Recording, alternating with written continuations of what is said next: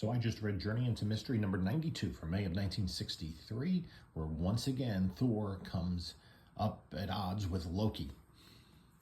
This one is not penciled by Jack Kirby. It's the third straight issue penciled by Joe Sinnott, where basically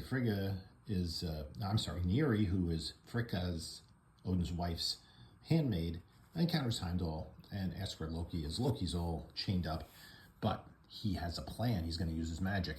And this is a retread of an earlier story where Don Blake is essentially kidnapped by gangsters to use his skills as a physician to heal somebody who's been shot and wounded. But he tricks them, becomes Thor, and then sends them off to prison.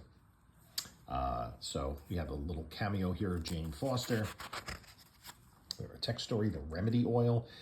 These text stories from these early issues are reprints of text stories from Atlas Books about 10 years earlier. Anyway, Thor works with a movie company to provide the special effects for a story in which Loki is bothering some Vikings, and Loki comes up with a sinister scheme. He's going to have the Uru metal, which his chains are made of, attract the Uru metal of Thor's hammer, and then Thor doesn't have his hammer, so he reaches out to Odin because he's only got a minute in which to get back in the hammer before he turns to Don Blake. Odin brings him up to Asgard. He has to fight trees, and then he makes hammers to fight these dragons that Loki made out of clouds, and finally he finds his hammer because Odin stops time on Earth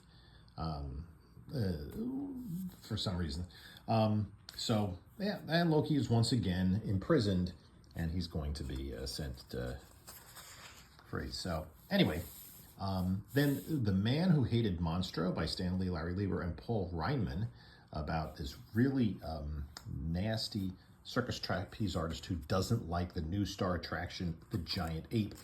And our final story is a Steve Ditko drawn tale about an astronaut who ends up on another planet, if I can get to it.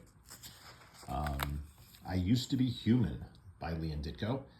So he's sent off on this planet, and he realizes that the natives there tell him, well, gosh, we come from other planets too, but if you eat the fruit, you're going to become one of us.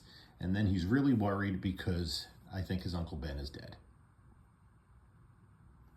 And I'll leave the mystery of the fruit up to you if you ever want to read the story from Journey into Mystery 92.